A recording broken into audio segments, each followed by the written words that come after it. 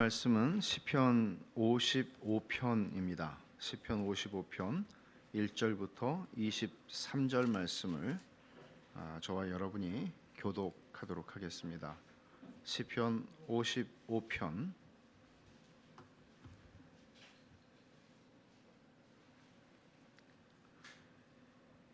하나님이여, 내 기도에 귀를 기울이시고 내가 간구할 때에 숨지 마소서. 내게 굽히사 응답하소서. 내가 근심으로 편하지 못하여 탄식하오니 이는 원수의 소리와 악인의 압제 때문이라. 그들이 죄악을 내게 더하며 노하여 나를 핍박하나이다. 내 마음이 내 속에서 심히 아파하며 사망의 위험이 내게 이르렀도다.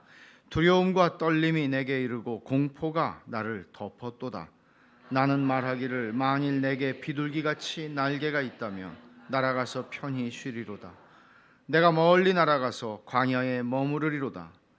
내가 나의 피난처로 속히 가서 폭풍과 광풍을 피하리라 하였도다. 내가 성내에서 강포와 분쟁을 보았사오니 주여 그들을 멸하소서. 그들의 혀를 잘라 버리소서.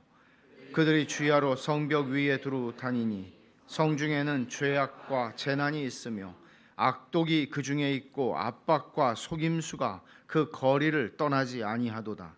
나를 책망하는 자는 원수가 아니라 원수일진데 내가 참았으리라. 나를 대하여 자기를 높이는 자는 나를 미워하는 자가 아니라 미워하는 자일진데 내가 그를 피하여 숨었으리라. 그는 곧 너로다. 나의 동료, 나의 친구요, 나의 가까운 친우로다. 우리가 같이 재미있게 의논하며 무리와 함께하여 하나님의 집안에서 다녔도다. 사망이 갑자기 그들에게 임하여 산채로 스올에 내려갈지어다.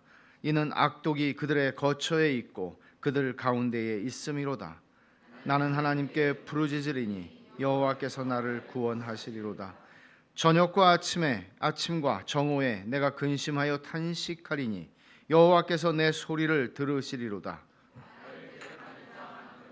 나를 치는 전쟁에서 그가 내 생명을 구원하사 평안하게 하셨도다. 옛부터 계시는 하나님이 들으시고 그들을 낮추시리이다. 그들은 변하지 아니하며 하나님을 경외하지 아니함이니이다. 그는 손을 들어 자기와 화목한 자를 치고 그의 언약을 배반하였도다. 그의 입은 우유 기름보다 미끄러우니 그의 마음은 전쟁이요 그의 말은 기름보다 유하나 실상은 뽑힌 칼이로다.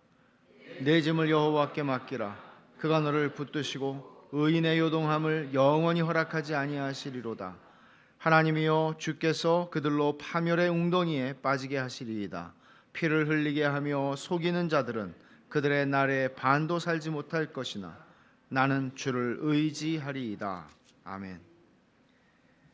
세상에서 힘든 일이 많지만 배신당하는 것처럼 참 쓰라리고 정신적으로 고통스러운 게 없을 것 같아요. 그것도 가장 믿는 사람, 가장 가까운 사람, 눈치조차 챌 수 없을 만큼 마음 놓고 있었던 그런 사람에게 배신을 당하게 되면 그거 감당할 길이 없죠. 그 사람은 어렸을 때부터의 친구일 수도 있고 연인이거나 배우자일 수도 있습니다.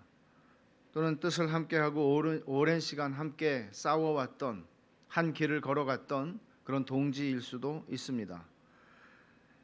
이런 배신이 일어납니다.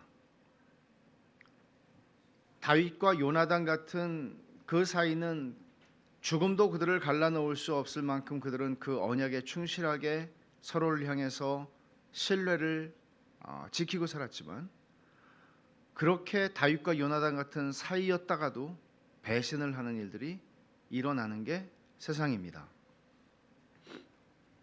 우리가 살펴보려고 하는 시편 55편은 배신이라는 주제를 다루는데 이게 갑자기 다루는 것은 아니죠. 시편 52편, 54편, 55편이 다 배신이라는 주제를 다룹니다. 52편에서는 에돔 사람 도액이라고 하는 그 사람이 배신을 하고 사울 왕에게 다 이야기를 하고 또 제사장들이 학살당하는 그런 일들이 일어났습니다. 그건 이방인의 배신이니까 뭐 별로 기대할 만한 사람도 아니죠. 그런데 54편에서 우리가 본 것은 10사람들이 그 유다 지파거든요. 다윗하고 같은. 이 사람들은 그래도 베냐민 지파인 사울 왕으로부터 자기를 보호해 줄 줄 알았는데 그렇지 않았습니다. 두 번씩이나 10사람들도 자기들이 살겠다고 다윗을 사울에게 팔아 넘겼습니다. 이것은 에돔 사람 도액이 이방인이 배신한 거하고는 경우가 다르죠. 정말 가슴 찢어지는 경험이었을 것입니다. 그런데 오늘 우리가 55편에서 보는 것은 그 강도가 더한 것입니다. 그것은 오늘 13절에서 읽은 것처럼 그는 곧 너로다, 나의 동료, 나의 친구요, 나의 가까운 친으로다. 베스트 프렌드한테 배신을 당한 겁니다. 절친한테 배신을 당한 겁니다. 성도는 이런 배신을 경험할 때 뭐 갖가지 배신이 있겠죠. 살다 보면 여러분 떠오르세요? 배신당한 아픈 경험이 떠오르시는 분 계세요? 아픈 거죠. 생각하기도 싫은 거죠. 배신당하는 경험은. 근데 성도들은 배신당할 때 어떻게 해야 하나? 그런 생각을 이 시편을 읽으면서 하게 됩니다. 뭐 어떻게 해야 하나를 떠나서 정신이 없죠. 휘청하죠. 그리고 한 번 휘청하는 게 아니고 두고두고 생각날 때마다 아프죠. 쓰라리죠. 배신이라는 것은 정말 믿는 사람, 신뢰하는 사람으로부터 그 신뢰가 깨질 때 우리가 겪게 되는 그런 일들은 정말 생각조차 하기 싫은 것입니다. 충격을 받고 좌절을 하게 되고 휘청거리게 되고 어떤 사람들은 망가지는 인생을 살기도 합니다. 배신당하고요. 예수를 믿는 우리는 이런 상황에서 우리가 마땅히 할 수 있는 일이 있을까요? 휘청거리죠. 누구나 믿는 사람이든 아니든. 근데 휘청거릴 때 그때도 우리가 잡아야 하는 건 뭘까? 우리는 어떤 식으로 반응을 해야 하는 건가? 하는 것에 대해서 우리는 이 말씀을 통해서 생각하게 됩니다. 그런데 굉장히 정직하게 쓰고 있어요. 다윗이 자기의 심령의 마음의 상태를, 배신당했을 때 그 마음의 상태를 정직하게 쓰고 있어요. 그래서 우리는 여기서 비슷한 상황에 처한 성도들이 어떤 영적 교훈을 얻을 수 있고 또 그들을 향한 하나님의 위로가 얼마나 풍성한지를 이 말씀을 통해서 보게 됩니다. 크게 이게 길죠. 23절까지 있는데 처음에 8절까지는 다윗의 심경 속에서 그 배신당한 상황에서 하나님께 간구하는 내용이고요. 9절부터 15절까지는 단순히 그 사람의 문제, 나를 배신한 그 사람의 문제가 아니라 예루살렘 성을 보니까 다 그런 거예요. 세상이 다 그냥 배신하는 세상인 거예요. 믿을 사람이 없고 신뢰를 저버리고 그래서 자기 이익 앞에서 모든 걸 다 버리는 그런 불의하고 패역함이 가득한 그런 예루살렘을 바라보면서 탄식하는 내용이에요. 그리고 16절부터 마지막까지는 정신을 차리죠. 다윗이 정신을 차리고 하나님에 대한 자신의 신뢰와 확신을 표명합니다. 그리고 심지어는 나와 같은 처지에 있는 사람들은 이렇게 하라고 권면을 합니다. 먼저 1절부터 8절을 볼까요? 1, 2절 말씀 한번 제가 읽겠습니다.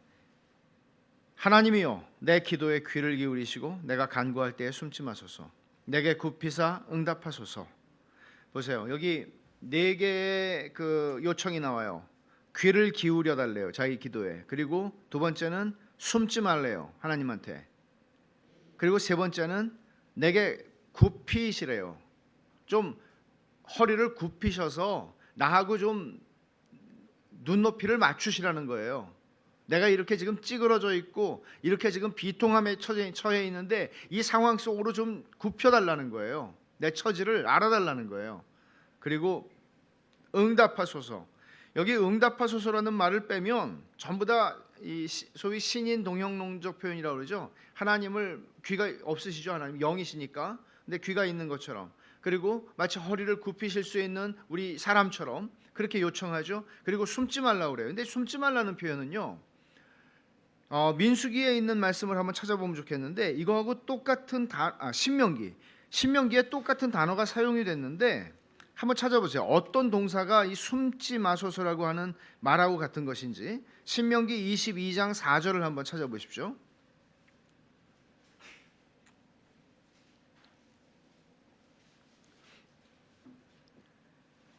자, 같이 한번 읽어보겠습니다. 읽으면서 여러분들이 숨지 마소서라는 그 동사와 같은 동사가 어떤 것인지를 한번 찾아보세요.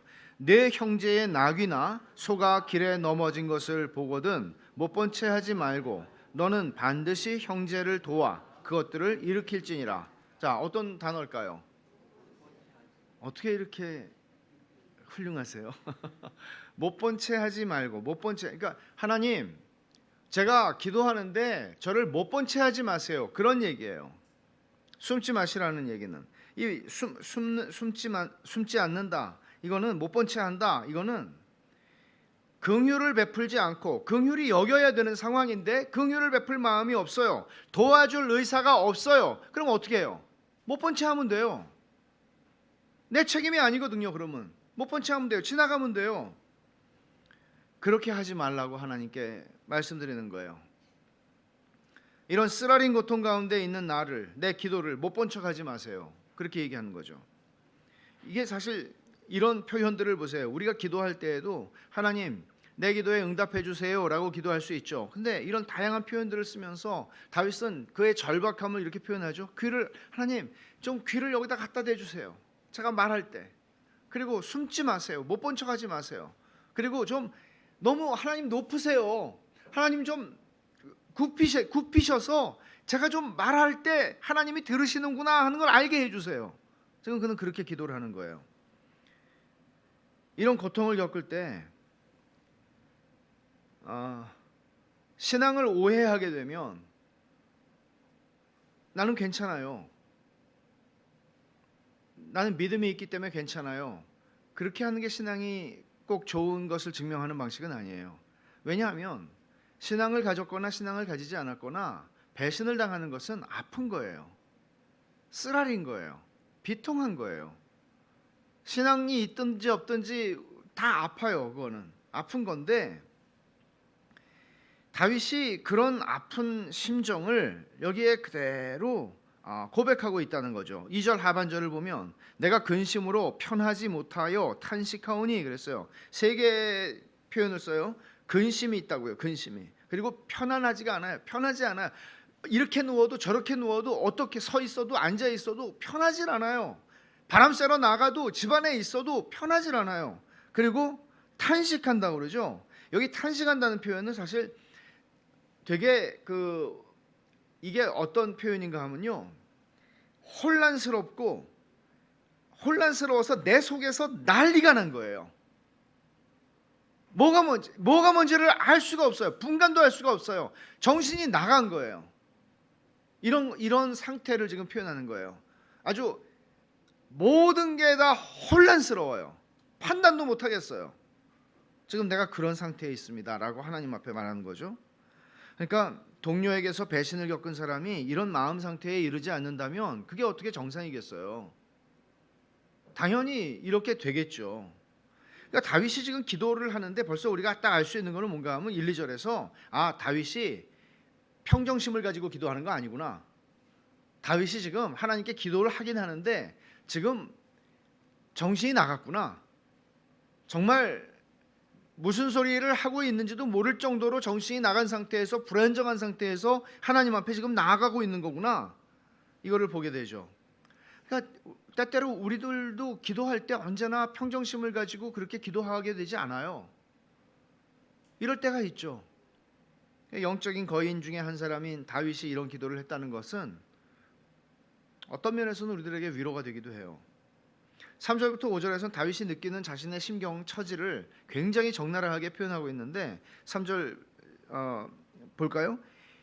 이는 원수의 소리와 악인의 압제 때문이라 그들이 죄악을 내게 더하며 노하여 나를 핍박하나이다. 원수의 소리와 악인의 압제 때문이라고 얘기하는데 이 원수의 소리라는 거는 그들이 막 떠드는 소리인데 그게 누굴 가리키나 하면 나를 가리키는 거예요. 나를 욕하는 거예요. 나를 모욕하는 거예요. 없는 얘기를 지어내서 얘기하는 거예요. 그러니까 다윗을 모욕하고 위협하는 모든 말들, 원수들이 하는 소리들이 안 들리면 감사하겠는데 들려요. 다 들려요. 심지어 뒷담화를 하는 것도 나중에 다 들어와요. 그런 건 안 가르쳐 줬으면 좋겠는데 꼭 누가 와서 아무개가 그러는데 너한테 너 이런 사람이라고 얘기하더라. 꼭 그렇게 신실한 건지 뭔지는 판단 안 하겠지만은 그런 사람들이 꼭 있어요. 그 원수의 소리가 다 들려요. 그들이 힘이 있으면 또 압제해요. 그러면서 그들이 죄악을 내게 더한다고 그러죠. 죄악을 내게 더한다는 것은 계속 돌을 던지고 죽을 때까지 그냥 계속 돌을 던지는 것 같이 느껴지는 그런 상황을 지금 얘기하는 것이죠. 4절을 보세요. 내 마음이 내 속에서 심히 아파하며 사망의 위험이 내게 이르렀도다. 제가 가끔 이제 원래 히브리 말이든지 헬란 말의 원래 의미는 이런 것이라고 설명을 드리는 것들은 사실 한국말로 모든 건 다 그렇죠. 번역은 완벽하게 될 수는 없죠. 어떤 번역도. 근데 여기 심히 아파한다. 내 속에서. 그러니까 내면의 고통이 어느 정도인가를 얘기하는데 그냥 심히 아프구나. 우리 그렇게 이해하잖아요. 근데 이거는 다른 성경의 다른 부분에서 어디에 쓰인 말인가 하면 출산이 임박한 이 인부가 지금 진통이 극심한 상태에 있을 때 몸을 막 흔들고 비틀면서 어쩔 줄 모르는 그런 상태를 묘사할 때 쓰는 단어예요. 근데 이게 물리적으로 몸이 그런 것이 아니라 내 속에서 내 마음의 상태가 지금 견딜 수 없는 통증이 최고조에 이르러 있는 상태입니다 라고 말하는 게 심히 아파하며 라는 표현이에요. 그리고 사망의 위험이 내게 이르렀다고 말하죠. 죽음이 임박한 사람만이 느낄 수 있는 공포.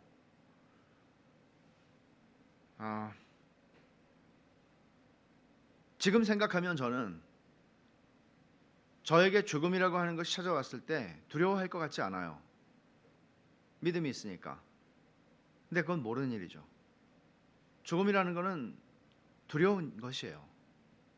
우리가 철로 역정에서도 보지만 어떤 이들은 소만과 같은 이들은 그 거센 요단강을 쏙 들어가서 천성문에 가거든요.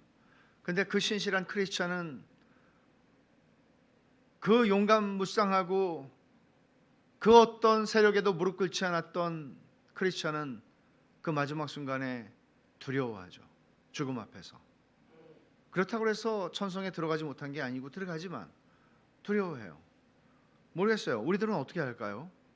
근데 다윗은 지금 이런 표현을 하는 것, 사망의 위험이 내게 이르렀다고 얘기하는 것은 이거는 죽음을 목전에 둔 사람만이 느낄 수 있는 죽음의 공포를 지금 얘기를 하는 거란 말이에요.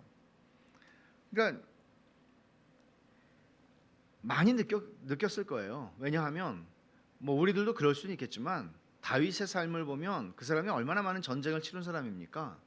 전쟁에 나갈 때마다 내가 다시 살아서 돌아올 수 있을까라는 생각을 어떻게 하지 않겠습니까? 이 전쟁에서 내가 죽을 수도 있겠구나 라는 생각을 어느 장수라고 하지 않겠습니까? 그런 것들을 경험한 사람이 지금 총 칼 앞에서가 아니라 친구의 배신으로 말미암아 죽음의 공포가 내게 임했다고 얘기를 하는 것이죠.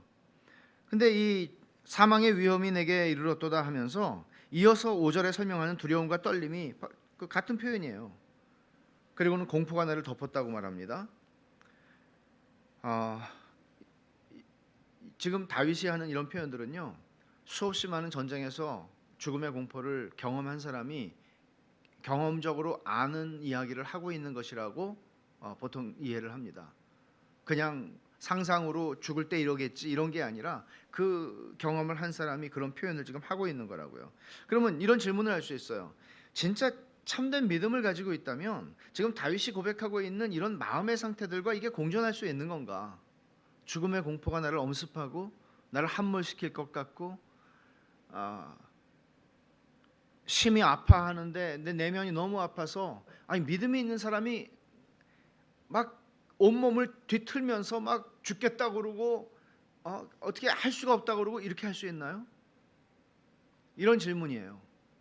지금 다윗이 고백하는 걸 보면은 우리가 얌전하게 그냥 한국말로 읽으면 그렇지만 사실 이거는 자기가 표현할 수 있는 최고로 힘들고 아프고 쓰라린 것들을 표현하고 있는 거거든요.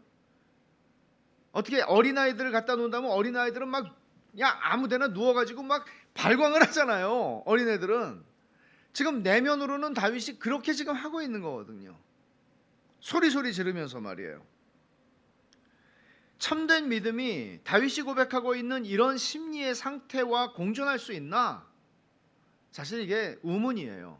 왜 우문인가 하면 우리가 경험하면서 살거든요. 사실 우문이에요.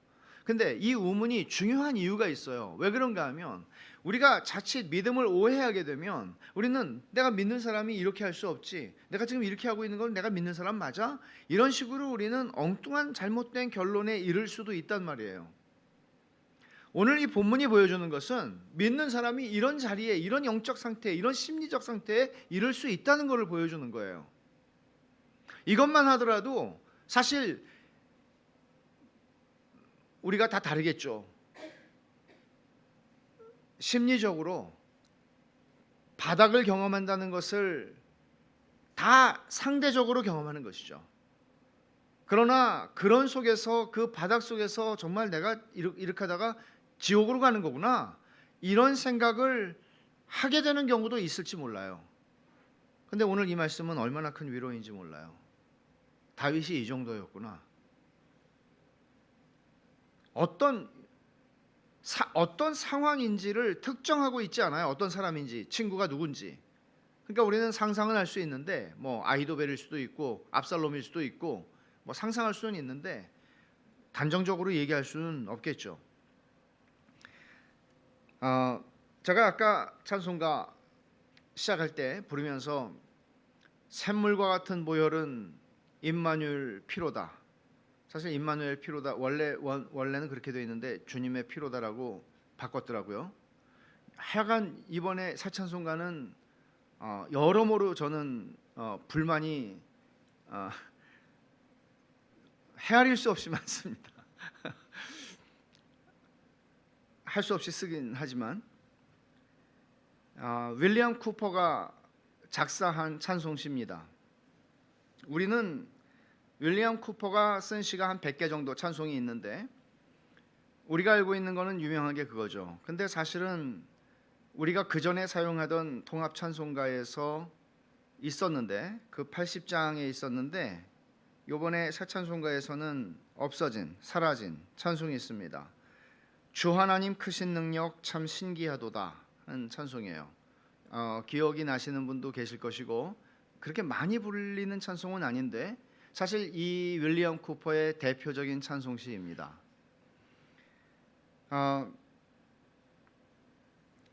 우울증 때문에 힘들어했던 이 사람, 이성을 완전 이런 생각을 하는 거죠. 정상적으로 생각할 때는 이성을 내가 완전히 잃어버릴 정도로 공포심과 우울감이 나를 지배하게 될 때 어떡하지? 하는 두려움을 늘 가지고 살았던 거예요. 그래서 자살 기도를 여러 번 했다는 거예요, 사람이. 물론 감사하게도 실패로 다 끝났지만 이런 공포감, 이런 우울감, 이런 염려와 늘 싸우면서 자기 자신에게 복음을 전하는 일을 했던 거예요. 18세기 사람이에요. 잔 뉴턴 목사, 유명한 분이죠. 그 유명한 어메이징 그레이스, 그 노예선에서 노예무역하던 사람이 회심하고 목사가 되었던 그 잔 뉴턴을 도와서 함께 교회를 섬겼던 분인데, 주 하나님 크신 능력 참 신기하도다라는 찬송 우리말 가사 3절 가사가 이래요. 검은 구름 우리들을 뒤덮을지라도 그 자비하신 은혜로 우리를 지키네. 이 사람의 이 찬송시에 검은 구름이 자기를 덮을 때가 얼마나 많았을까. 근데 자비하신 은혜로 우리를 지키네. 제가 이 찬송시의 전체 이 전문을 여러분들에게 좀 읽어드리기를 원하는데, 이게 원래 제목은 이래요. 원래 제목을 그대로 번역하면 하나님은 신비한 방식으로 운행하시네. 하나님은 신비한 방식으로 move, 움직이시네, 그런 말이에요. 이렇습니다. 들어보세요. 하나님은 신비하게 운행하시며 기적을 행하시네. 바다를 발등상 삼으시고 폭풍우를 타시네. 측량할 길 없는 깊고 절대 실패하지 않는 솜씨로 자신의 밝은 계획을 측량하시고 주권적인 뜻으로 일하시네. 너희 두려워하는 성도들아, 새로운 용기를 가질지어다. 먹구름 짙게 드리워도 큰 자비와 축복 너희에게 임하리라. 주님을 가벼이 판단하지 말고 그분의 은혜를 믿어라. 찌푸린 섭리 뒤에 미소 짓는 얼굴 숨기시네. 그분의 목적은 빠르게 성숙하고 시간마다 이루어져 가도다. 싹은 쓴맛이 나더라도 꽃은 달콤하겠네. 맹인 같은 불신앙은 그릇되기 마련이고 그분의 일을 헛되이 찾으나 하나님은 스스로 해석하시고 그분의 뜻 밝히시네. 근데 여기에 이 중간에 있는 부분인데, 그분의 찌푸린 섭리 뒤에 미소 짓는 얼굴 숨기시네 라는 부분에 주목을 해서 존 파이퍼가 이 윌리엄 쿠퍼의 전기, 짧은 전기를 썼는데 그 제목, 그 전기의 제목을 하나님의 숨겨진 미소라고 했어요. 바로 요 대목이죠. 찌푸린 섭리. 도대체 내 인생이 왜 이런가? 왜 이렇게 나는 우울감 속에서 벗어날 수 없는 인생을 살아야 되지? 그러면서 그 찌푸린 섭리, 이해할 수 없죠. 그 찌푸린 섭리 뒤에 하나님이 숨겨놓으신 미소 짓는 얼굴을 보고 싶었던 거죠. 그리고 하나님께서는 힐끗힐끗 보여주셨겠죠.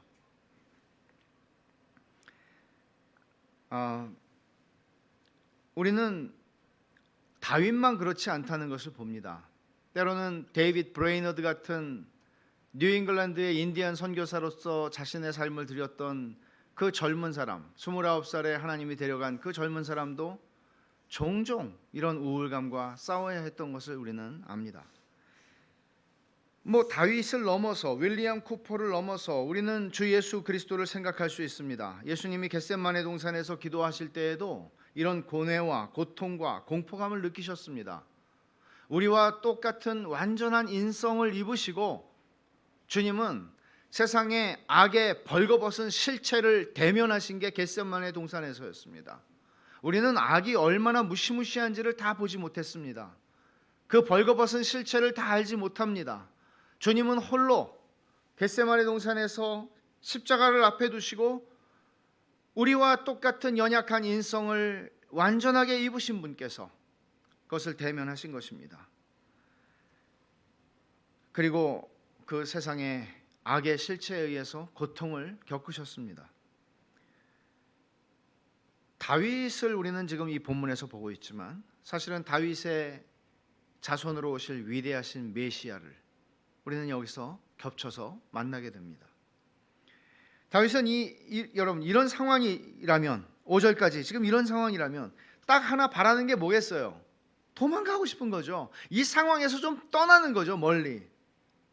이 상황을 내가 극복할 수 없다면 이 상황에서 떠나는 거죠. 그래서 6절에서 이렇게 말하죠. 나는 말하기를 만일 내게 비둘기같이 날개가 있다면 날아가서 편히 쉬리로다. 아마 이게 들비둘기들이 광야로 많이 날아가고 이렇게 했다는데 그 들비둘기를 누가 세상에 부러워하겠습니까? 근데 지금 다윗은 그런 비둘기가 부럽단 말이죠. 그리고는 또 말합니다. 7절에 내가 멀리 날아가서 광야에 머무르리로다. 광야는 무엇입니까? 사람 없는 곳입니다. 사람한테 치이고 사람한테 대이고 사람이 싫은 거죠. 그러니까 사람들이 없는데 혼자 가서 좀 그냥 숨고 싶다고 그는 이렇게 표현을 하는 것이죠. 8절에 보면 내가 나의 피난처로 속히 가서 폭풍과 광풍을 피하리라. 결국 다윗에게 있어서는 사람들이 폭풍이고 사람들이 광풍인 거예요. 사람들 보기 싫은 거예요. 그런 표현을 지금 이렇게 그는 하나님 앞에 내게 날개가 있다면 비둘기처럼 난 날아가서 광야에 숨어버려야지. 멀리 도망가야지. 사람 없는 데로 가야지. 그곳이 나의 피난처지 라고 이야기를 하는 겁니다. 근데 여러분 이게 다윗만의 심정이 아니라는 거예요. 너무나 공감하게 되는 시편이 아닙니까?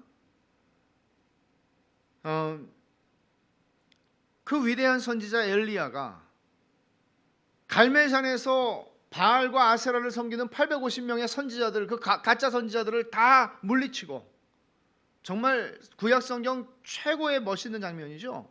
근데 그 승리를 했던 사람이 이세벨이 내 생명을 찾는다 하는 말을 듣고 두려움이 엄습해서 그가 어디로 갑니까?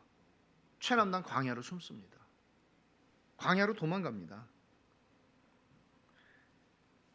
또 선지자 예레미야도 이렇게 고백을 합니다. 예레미야 9장을 한번 보실까요? 2절입니다.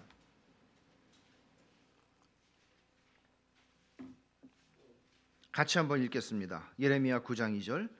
내가 광야에서 나그네가 머무를 곳을 얻는다면 내 백성을 떠나가리니 그들은 다 간음하는 자요 반역한 자의 무리가 되미로다. 예루살렘 거리를 다녀보며 네가 한 명이라도 의인을 찾으면 내가 예루살렘 성을 멸망시키지 않겠다. 하나님 그러셨어요. 5장에서. 한 명도 없다는 거예요. 그러니까 예레미야는 내가 만약에 광야에서 나그네가 머물 곳을 얻는다면 난 내 백성들과 같이 있는 게 싫어. 나는 떠나서 거기 광야에 혼자 있고 싶어. 보기가 싫어. 이 패역하고 거짓되고 더럽고 간사하고 사람이 싫은 거죠. 엘리야도 나만 혼자 남았거늘 하나님한테 그렇게 얘기하잖아요. 예루살렘의 패역함, 그 주민들의 죄악상을 보고 선지자는 차라리 광야로 가고 싶다. 여러분들도 그렇게 느끼신 적이 있는지 모르겠어요. 느끼시라는 것이 아니라 느끼신 적이 있는지 모르겠어요. 예레미야나 엘리야 좀 돼야 이렇게 느끼겠죠. 하나님 앞에서 좀 바르게 가고 싶은데 세상이 그렇지 않아요. 특히 배신을 당했을 때 가까운 사람, 믿을 만한 사람, 이 사람이야 정말 흔들림 없는 사람이지 라고 생각했던 사람이 나를 배신했을 때 안 그러면 이렇게 되잖아요. 우리는 믿을 놈 하나도 없구나. 사람을 믿게 되나요? 그렇게 속았는데 사람을 사랑할 수 있나요? 배신을 당했는데 사람에게 마음을 주고 정을 붙일 수 있나요? 또 언제 무슨 일을 당할지 모르는데. 다윗은 가까운 친구로부터 배신을 당했지만 그것만이 문제는 아니었어요. 우리가 9절부터 15절에서 보는 것은 다윗이 가만히 보니까 이렇게 된 거예요. 제가 지금 말한 것처럼 믿을 놈 하나도 없구나. 저것도 지금 멀쩡히 저렇게 뭐 이러네 저러네 나한테 와서 뭐 제가 이렇게 하겠습니다 저렇게 하겠습니다 하는데 안 믿어. 됐어. 다 보여. 지금 다윗이 볼 때는 그 거짓이 가득한 거예요. 사람의 진실을 진실로 받아줄 수가 없는 그런 상태예요. 그러니까 그가 하나님의 도성에서 보는 것은 뭔가 하면 여기 9절에 자 보세요. 9절에 내가 성내에서 예루살렘 성내에서 강포와 분쟁을 보았다. 그러죠. 강포와 분쟁이 나왔어요. 그다음 10절에서 그들이 주야로 성벽 위에 두루다니니 성중에는 죄악과 재난이 있으며 강포와 분쟁, 죄악과 재난. 자 11절 악독이 그 중에 있고 또 압박과 속임수가 그 거리를 떠나지 아니하도다. 다윗이 보고 있는 것은 강포와 분쟁, 죄악과 재난, 악독, 압박과 속임수예요. 강포는 뭐예요? 폭력이죠. 폭력. 아주 잔인하고 못된 폭력이죠. 강포는. 그리고 분쟁은 여기서 얘기하는 분쟁은 아주 그치지 않는 싸움이에요. 여러분 보세요. 우리나라 그렇지 않나요? 폭력이 신문을 도배하듯 하죠. 언제 끝날지 모르는 정쟁이 아니 역사책에서 옛날에 배울 때 뭐 노론소론 어쩌고 저쩌고 다 배웠는데 맨날 싸웠다고 배웠는데 그것도 뭐 일본 사람들이 이렇게 자꾸 또 그렇게 가르쳤다고도 하지만은 또 지금도 싸우죠. 이 싸움은 언제 끝나나? 시끄럽죠. 그치질 않아요. 근데 뭐라고 얘기하냐면 10절에 그들이 주야로 성벽 위에 두루다니는데 그들이 뭐예요? 잘 보세요. 그들이 누구예요? 강포와 분쟁이에요. 강포와 분쟁을 의인화해서 강포와 분쟁이 예루살렘 성벽의 파수꾼이라는 거예요. 파수꾼이 이 모양이에요. 파수꾼이 한 사람의 이름은 강포예요. 이 강도예요. 강도. 폭력이에요. 또 하나의 이름은 뭔가 하면 분쟁이에요. 가는 데마다 싸움질을 하는 사람이에요. 이게 예루살렘 성벽을 지킨다고 서 있는 게 그 모양이에요. 그러니 성중에는 죄악과 재난이 있죠.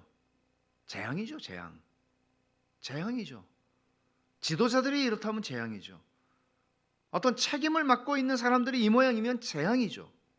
죄악과 재난이 있으며 악독이 그 중에 있고 압박과 속임수가 그 거리를 떠나지 않는다 그랬어요. 압박과 속임수라고 하는 거는, 압박은 이 두 가지죠. 우리식으로 말하면 압박은 갑질이고요. 갑질은 내가 너보다 힘이 있을 때 갑질하는 거예요. 그죠? 내가 갑일 때 갑질하는 거예요. 속임수는 뭐예요? 나보다 힘이 세거든요. 그러면 그때는 속여야죠.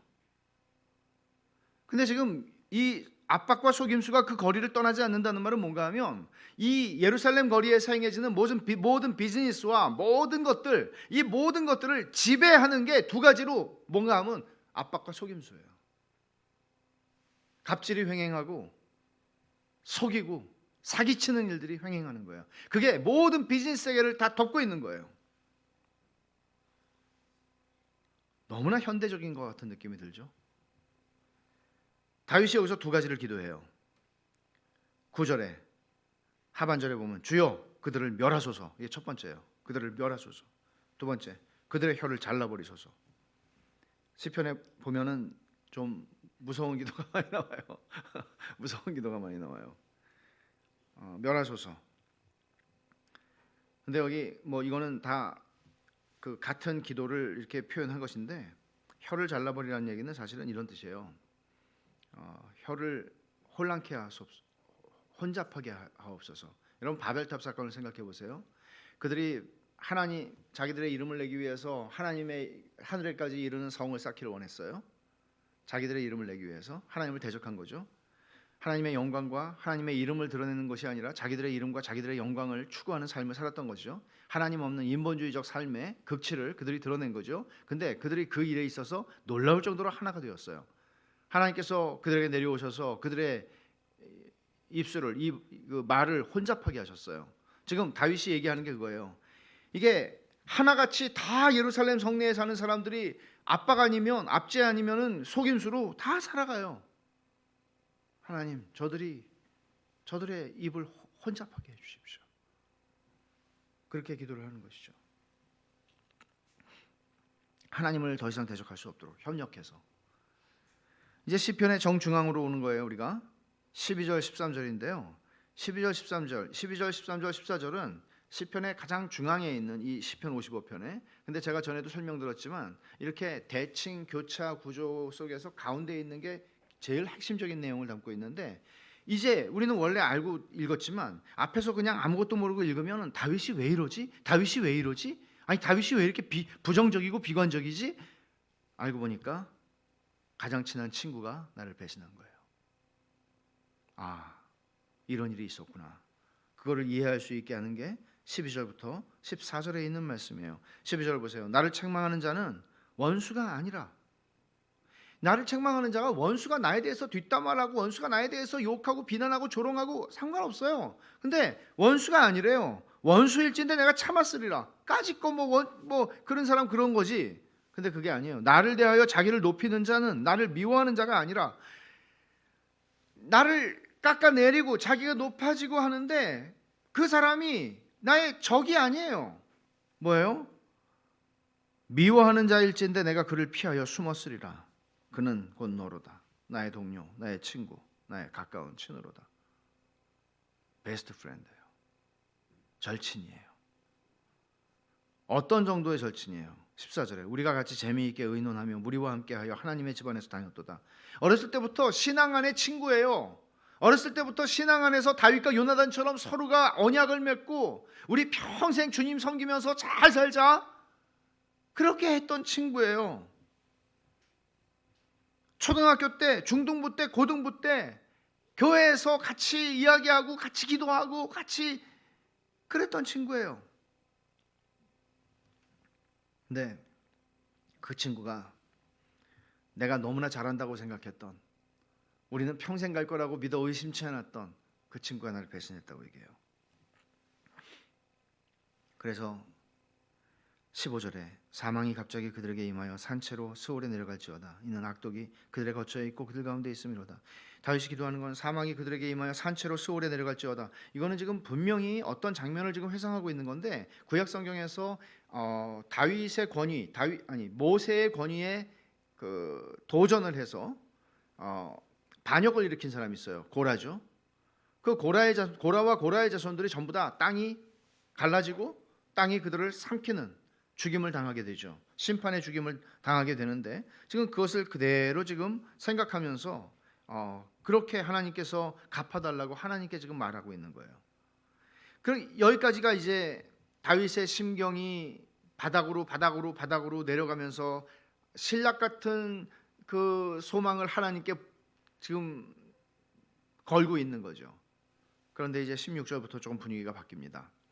16절에 나는 하나님께 부르짖으리니 여호와께서 나를 구원하시리로다. 나는 그렇게 하잖아요. 히브리 말도 나는 이렇게 시작해요. 근데 이 나는이라는 거는 그냥 나는이 아니고 이 인칭 대명사는 완전히 분위기가 앞에 있는 내용하고 완전히 단절되는 분리되는 그런 뉘앙스로 사용되는 나는이라는 거예요. 그렇기 때문에 영어 성경 중에서 여러 개를 보면 영어 성경 중에 예를 들어서 ESV나 NLT 같은 걸 보면 그냥 나는이라고 하면 되는데 그냥 번역하면 이 의미를 진짜 제대로 살려서 어떻게 번역을 했냐면 but I 그러나 나는 전환이 있는 거죠.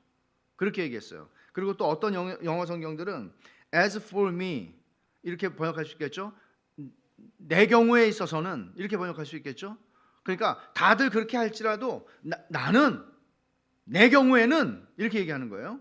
그건 뭐 NIV나 NASB나 킹제임스나 이런 것들이 그렇게 번역을 해요. 우리말 성경에도 보면은 공동 번역은 이렇게 번역했어요.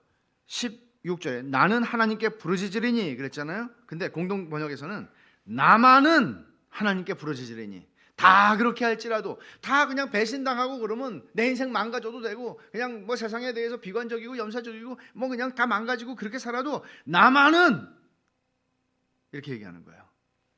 그리고 우리말 성경이라고 있어요. 우리말 한국말 성경 중에 우리말 성경이라는 번역본이 있는데 우리말 성경에서는 이렇게 했어요. 오직 나는 그 뉘앙스를 그대로 살린 거죠. 그러니까 이게 지금 변환이 되는 거예요. 전환이 되는 거예요. 분위기가. 이런 상황에서 아파하고 고통스러워하는 거는 누구나 다 할 수 있는 일이에요. 아까 제가 시작하면서 그랬죠. 우리는 그런 정말 심한 배신을 당했을 때 성도는 어떻게 해야 되나? 아픈 건 똑같지만 그냥 그렇게 하고 끝나는 건가? 그렇지 않다는 거죠. 이 16절부터가 변화를 보여주는 거예요. 다윗은 그냥 심히 아파하며 거기에 머무르지 않습니다. 그는 하나님께서 자기를 그 자리에서 구원해 주실 것을 알고 믿고 그분께 부르짖죠. 이게 16절이 사실 하나의 선포라고도 할 수 있고 자신의 하나님을 향한 신뢰를 선언하는 것이고 확신하는 것이에요. 나는 하나님께 부르짖을 거야. 너네들은 다 엎어져 있을지라도 나는 하나님께 부르짖을 거야. 왜냐하면은 여호와께서 나를 구원하시니까. 이렇게 얘기를 하는 거죠. 이게 달라요. 그리고 이어지는 17절부터 19절에 보면은 그 확신을 세세하게 표현을 하는데 17절에 보세요. 저녁과 아침과 정오에 내가 근심하여 탄식하리니 그랬어요. 저녁과 아침과 정오에 내가 근심하며 탄식한다. 뭐 다니엘 3번 기도했다 그러는데 3번이든 5번이든 상관없어요. 이거 하루 종일 하겠다는 표현이에요, 이게. 근데 하루 종일 하는데 여기서 기도한다고 표현을 안 해요. 내가 근심하고 탄식한대요. 근심하고 탄식한다. 그냥 근심하고 탄식하는 거죠. 그러니까 평정심을 찾은 건 아니에요. 그냥 기도를 하려고 그러면 그냥 끙끙거리고 근심이 나오고 탄식이 나오는데 사실은 다윗이 알죠. 이게 기도라는 것을. 그러니까 17절 하반절에 그러잖아요. 여호와께서 내 소리를 들으시리로다. 성도들에게 있어서는 끙끙거리고 탄식하고 아무것도 할 수 없고 근심하고 있어도 그게 기도일 수 있어요. 그게 기도일 수 있어요. 1, 2절의 기도하고는 달라요. 1, 2절에서 하나님 내 기도에 귀를 기울이세요. 내가 간구할 때 숨지 마세요. 못 본 척하지 마세요. 내게 좀 고개를 숙여주세요. 응답하세요. 그렇죠. 비슷하잖아요. 근데 달라요. 여기서는 더 큰 신뢰와 확신을 가지고 하나님께 나가는 거죠. 여호와께서 내 소리를 들으시리로다. 그렇게 얘기를 하는 거예요. 그리고 18절로 가보면 나를 대적하는 자 많더니 나를 치는 전쟁에서 그가 내 생명을 구원하사 평안하게 하셨도다. 얼마나 전쟁을 많이 했어요, 이 사람이. 근데 그 그 한 번 한 번의 전쟁, 죽음의 공포가 나를 엄습했고 나를 사로잡았었던 적이 너무나 많은데 나 지금 살아있거든요. 하나님 나를 건지셨거든요. 지금 그거를 지금 과거에 자기가 받은 은혜를 헤아리면서 과거의 은혜가 지금 작동하기 시작해요. 지금 현재 내 삶 속에 적용이 되기 시작하는 거예요. 그리고 19절에 예부터 계시는 하나님이 들으시고 그들을 낮추시리이다. 그들은 변하지 아니하며 하나님을 경외하지 아니하며 하나님의 심판이 있을 것을 그는 얘기하죠. 근데 그 심판의 근거는 뭐예요? 그들이 변하지 않는다는 거예요. 이 변하지 않는다는 거는 그죠? 이세벨에게 회개할 기회를 줬는데 회개하지 않는 거예요. 마음에 돌이킴이 없는 거예요. 그들의 행악하는 그 행악을 계속해서 멈추지 않고 행하는 거예요. 마음의 변화가 일어나지 않는 한, 회개하지 않는 한 그들의 악한 궤적은 결코 멈출 수 없는 거죠. 그리고는 하나님을 경외하지 않는 것도 마찬가지고요. 20절과 21절에서 묘사하는 행악자들의 모습을 한번 보십시오. 그는 손을 들어 자기와 화목한 자를 치고, 나하고 친구예요. 친구를 때려요. 친구를 쳐요. 공격해요. 그리고 그의 언약을 배반하였도다. 여러분, 이게 얼마나 그 나쁜, 그러니까 아주 혹독한 비판인지 아세요? 언약을 깨는 사람, 불신실한 사람, 언약을 깬다는 것. 아무것도 믿을 수 없는 사람이죠. 언약을 깨는 것. 그리고 21절에 그의 입은 우유기름보다 미끄러우나, 우유기름은 성경 전체 구약 성경에서 여기 한 번 딱 나왔어요. 우리식으로 번역을 하면, 현대식으로 번역하면 버터예요. 미끌미끌한 거예요. 근데 그의 마음은 전쟁이요, 그의 말은 기름보다 유하나 실상은 뽑힌 칼이로다. 그러니까 보면은 말은 뭐 청산유수 같이 얼마나 부드럽게 미끄러지게 말을 잘하는지 몰라요. 근데 그 속에는 전쟁을 벌이려는 마음이 가득하고 뽑아놓은 칼을 언제라도 찌를 태세가 되어 있는 그런 상태라는 거예요. 이게 다윗이 자신을 배신한 친구에게서 그리고 많은 사람들에게서 보고 있는 죄성의 본질이에요. 이렇게 다윗은 하나님 앞에 현실을 보면서 하나님께 부르짖겠다고 얘기하고 하나님께 나아가요. 그리고는 이제 22절과 23절에서는 나와 비슷한 처지에 있는 사람들을 권면하죠. 22절에 내 짐을 여호와께 맡기라. 그가 너를 붙드시고 의인의 요동함을 영원히 허락하지 아니하시리로다. 이 말씀을 사도 베드로가 그대로 가지고 와서 인용을 했어요. 근데 내 짐을 여호와께 맡기라고 하지 않고요. 베드로전서 한번 찾아볼까요? 베드로전서 5장 7절입니다. 어떻게 베드로는 이 말씀을 번역을 했는지 한번 보죠.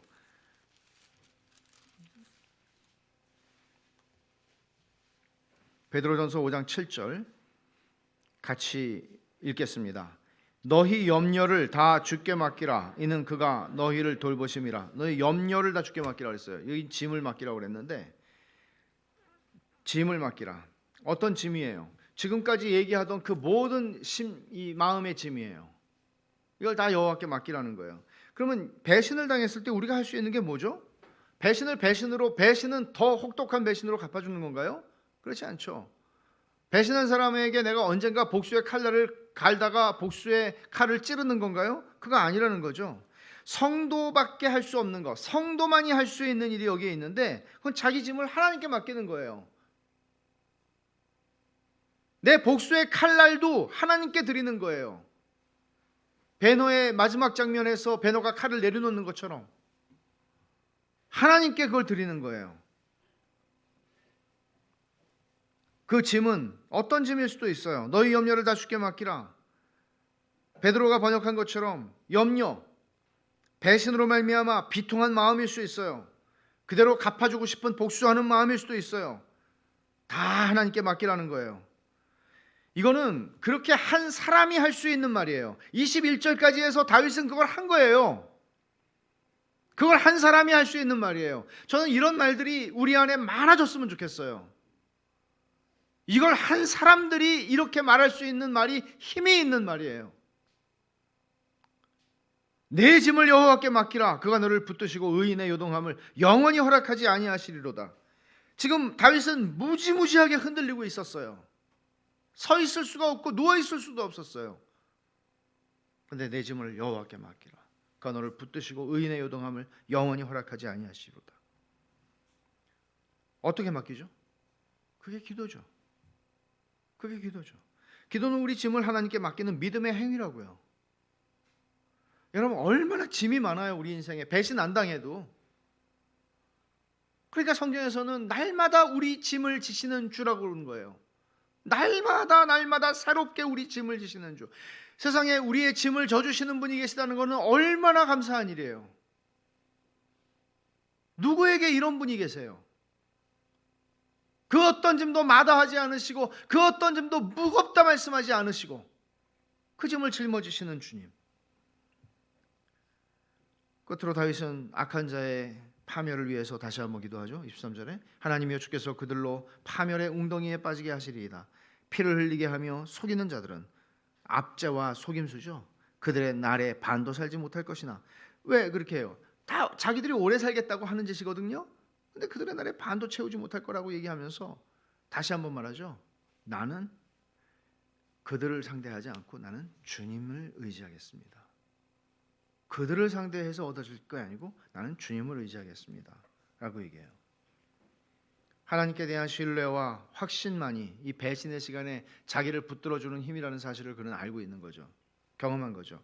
간단하게 이 말씀을 마치기 전에 적용적인 교훈을 정리하면 온 세상이 다윗이 말한 것처럼 성령의 영감으로 말한 것처럼 악과 거짓과 압제로 가득해요. 거대한 악이 존재하는 세상에 우리가 살아가고 있어요.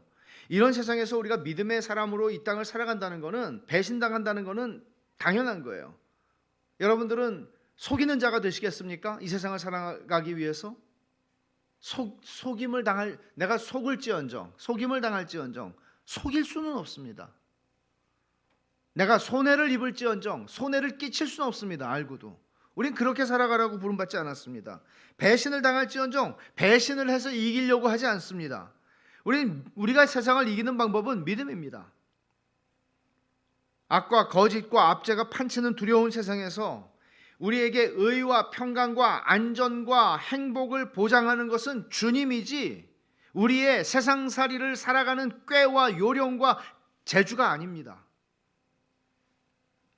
그러기 위해서 그렇게 믿음으로 우리가 세상을 이기기 위해서 우리에게 정말 필요한 것은 사도 베드로가 베드로후서 3장 18절에 결론으로 이렇게 쓴 거죠. 우리 주 곧 구주 예수 그리스도의 은혜와 그를 아는 지식에서 자라가라. 예수 그리스도 주님의 은혜와 주님을 아는 지식에서 자라가라. 이게 안 되면 우리의 믿음도 자라갈 수가 없고 그 믿음으로는 우리는 이 싸움을 감당할 수가 없단 말이에요. 우리는 날마다 매주일 매해 우리는 은혜 안에서 그리고 예수 그리스도라는 지식에서 자라가야만 이 싸움을 싸울 수가 있어요. 근데 우리에게는 이 싸움보다 더 큰 싸움이 있다고 착각한단 말이에요. 이 세상을 잘 살아가는 게 더 중요하다고 생각해요. 잘 사는 게 뭐예요? 세상의 방식으로가 아니라 믿음으로 우리가 잘 사는 방법, 믿음으로 세상을 이기는 방법. 이게 우리한테 정말 중요한 거예요. 이렇게 살아간다고 할 때 배신을 당하지 않는 게 아니죠. 배신 당하죠. 많이 당하죠. 그때 주님을 생각하셔야 돼요. 다윗의 배신의 경험은 사실은 다윗의 자손으로 오시는 예수님이 받으실 배신을 보여준 것입니다. 가룟 유다에게 배신을 당하셨습니다. 가룟 유다뿐입니까? 다른 사람들이 다 주를 버릴지라도 나는 주님을 떠나지 않겠습니다. 버리지 않겠습니다라고 호언장담했고 베드로가 그 호언장담하는 것에 발맞추어서 다른 제자들도 다 이구동성으로 우리도 그렇게 할 겁니다라고 얘기했습니다. 그 밤에 다 떠났습니다. 그럼에도 불구하고 주님은 의인의 요동함을 영원히 허락하지 아니하시는 하나님의 말씀을 그대로 보여주십니다. 흔들리지 않고 그 길을 가십니다. 어떻게 그럴 수 있을까요? 하늘의 아버지가 그분에게는 진정한 친구였기 때문입니다. 배신하지 않는 분, 영원히 신실하신 하나님. 우리도 마찬가지입니다. 주님께서 요한복음 15장에서 제자들에게 말씀하십니다. 너희는 나의 친구라. 말도 안 되는 황송한 말씀입니다. 너희는 나의 친구라. 배신하는 친구 말고요. 너희는 배신해도 나는 너희를 배신하지 않는다. 우리는 우리 신앙의 여정에서 이 세상의 친구들 나를 버려도 우리에게는 주가 계신 그것으로 우리는 살아가는 사람들입니다. 그러니까 예수님께서 하늘의 아버지만을 붙드시고 제자들에게 버림을 다 받으셨어도 요동하지 않으시고 그 길을 걸어갈 수 있었던 것, 신앙이라는 것, 신앙의 여정은 이 자리에 우리를 인도하시는 여정입니다. 이 자리로 인도하시는 여정입니다. 배신을 당해도 말이죠. 그래서 히브리서 마지막 말씀 하나 읽고 마치겠습니다. 히브리서 13장 한번 봅시다. 히브리 13장 5절 6절입니다. 얼마나 마지막으로 권면하고 싶은 말이 많았겠습니까? 히브리서 기자가 5절과 6절에 이렇게 말합니다. 같이 한번 읽겠습니다. 5절 6절. 돈을 사랑하지 말고 있는 바를 족한 줄로 알라. 그가 친히 말씀하시기를 내가 결코 너희를 버리지 아니하고 너희를 떠나지 아니하리라 하셨느니라. 그러므로 우리가 다 담대히 말하되 주는 나를 돕는 이시니 내가 무서워하지 아니하겠노라. 사람이 내게 어찌하리요 하노라. 그래요. 사람이 우리를 어찌하겠습니까? 주님이 나를 도우시는데, 그분이 신실하신데. 세상에 살면서 별의별 일을 다 겪습니다마는 이것을 아십시오. 언제나 우리가 겪는 그 별의별 일들이 주는 고통과 힘들보다도 주의 은혜는 언제나 크고 주의 약속은 언제나 신실합니다. 기도하겠습니다. 하나님 아버지 감사합니다. 인생을 살면서 별의별 일을 다 겪고 또 그 속에서 수없이 흔들리고 무너지고 좌절하고 엎어지고 하는 저희들이지만 그 속에서도 하나님을 붙잡을 수 있는 믿음을 저희에게 주셨고 또 어떻게 그 속에서 그리스도를 생각함으로 힘을 얻을 수 있는지 우리에게 영원하신 신실하신 친구가 되시는 주님이 계시다는 것이 저에게 어떤 의미인지 더 깊이 저희의 인생의 여정을 통하여 알게 하여 주시옵소서. 예수님의 이름으로 기도하옵나이다. 아멘.